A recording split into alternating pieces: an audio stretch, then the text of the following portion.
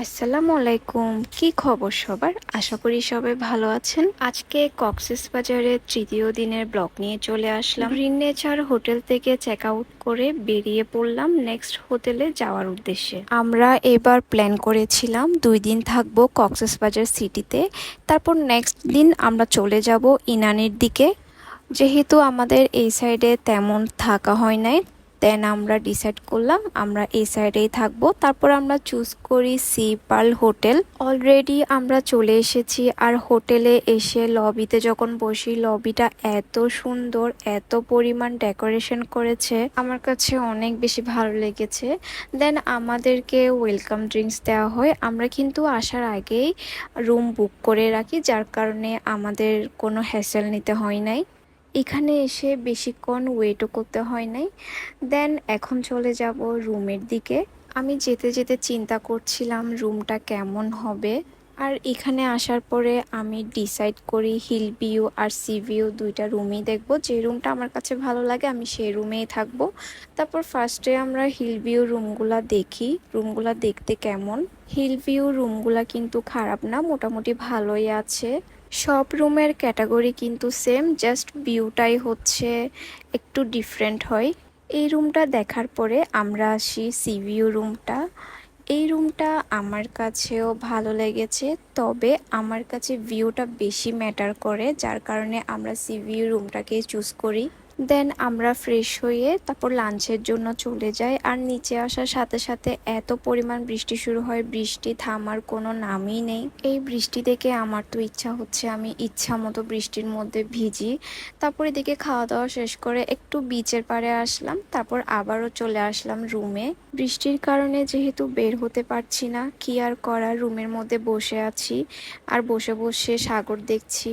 আমি কোনো ট্যুরে গেলে 1 সেকেন্ডও বসে থাকি না, তবে এখানে আসার পরে কেন জানি রুম দিকেও বের হতে ইচ্ছা করছিল না। তারপর বৃষ্টি থামার পরে বের হলাম। এরপর ভাবছিলাম একটু নিচে যাই, নিচে গিয়ে পুরা হোটেলটা একটু ঘুরে ঘুরে দেখব। আসার পর থেকে এত পরিমাণ বৃষ্টি হচ্ছিল, কি আর বের হব, বৃষ্টির জন্য একদমই বের হতে পারছিলাম না। যেহেতু দেখছি বৃষ্টি নাই, আর দেরি না করে আমিও বের হয়ে গেলাম তাড়াতাড়ি। তাছাড়া হোটেলটা এত বড়, দেখে যেন সবকিছু একদিনে শেষ করা যায় না। দিনের বেলা আসার পর আমার কাছে তো ভালো লেগেছে, যখন সন্ধ্যা নামছিল আর আস্তে আস্তে যখন সব লাইটগুলা জ্বলে উঠছিল, তখন কেন জানি হোটেলের সৌন্দর্যটা আরো বেশি বেড়ে যাচ্ছে।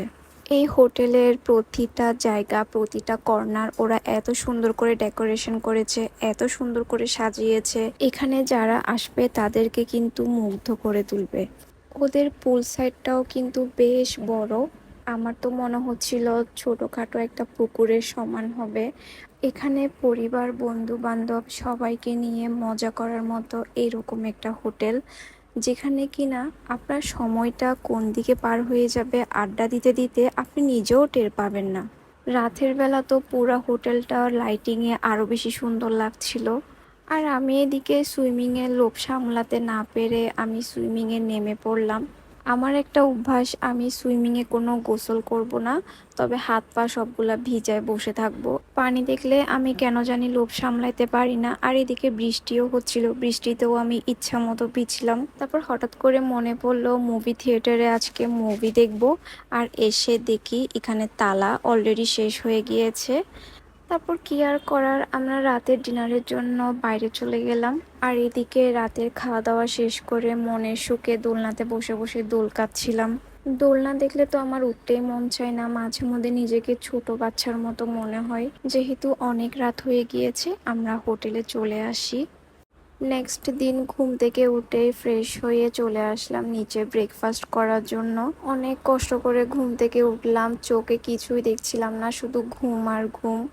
যাই হোক, এখানে এসে দেখছিলাম কি কি খাবার আছে। ওরা কিন্তু এখানে অনেকগুলা ভ্যারাইটিস আইটেম রেখেছে, আর প্রত্যেকটা খাবার অনেক মজা ছিল। এখানে এতগুলা আইটেম ছিল, আমি সবগুলা ভিডিওতে ক্যাপচার করতে পারিনি, যতটুকু পেরেছি ততটুকু ক্যাপচার করেছি। তাছাড়া সকালবেলা ঘুম থেকে উঠে এতগুলা নাস্তা খাওয়া আসলে কোনোভাবেই সম্ভব না, তবে আমি ট্রাই করেছি ওদের প্রত্যেকটা খাবার টেস্ট করার জন্য। আমার কাছে ওদের সব খাবারই অনেক ভালো লেগেছে। তারপর খাওয়া দাওয়া শেষ করে আমরা রুমে চলে আসি। রুমে সব কিছু গুছিয়ে দেন আমরা একটু টপ ফ্লোরে যাই। আর ওপর থেকে বিচটা দেখতে এত পরিমাণ সুন্দর লাগছিল, এত ভালো লাগছিল। তার মধ্যে বৃষ্টিও হচ্ছিল। আমার তো ইচ্ছা করছে আমি আরও একদিন থেকে যাই এখানে। সমুদ্রে ভরপুর জোয়ার ছিল, তাছাড়া সাথে বৃষ্টিও হচ্ছিল। আর সমুদ্রটা এত পরিমাণ সুন্দর লাগছিল, এটা খালি চোখে না দেখলে বিশ্বাসই করা যাবে না।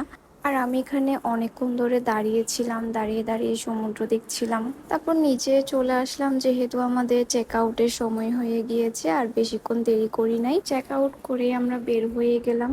আর বের হওয়ার সাথে সাথে আবারও ঝুম বৃষ্টি শুরু হয়ে যায়। এবারের পুরা ট্রিপটাই বৃষ্টি আর বৃষ্টি ছিল। শান্তিতে যে একটু বিচের পাড়ে যাব সেই সুযোগটাই পাই নাই শুধুমাত্র বৃষ্টির কারণে। যাই হোক, আমরা এখানে বাসার উদ্দেশ্যে অলরেডি রওনা দিয়ে দিয়েছি। আলহামদুলিল্লাহ এই 3 দিন অনেক ভালোই কেটেছে, তবে আমি একটু সিক ছিলাম যার কারণে আগের মতো কোনো মজা করতে পারি নাই। তবে নেক্সট বার আসলে অবশ্যই অনেক মজা করব। তো সবাই ভালো থাকবেন, সুস্থ থাকবেন। আল্লাহ হাফিজ।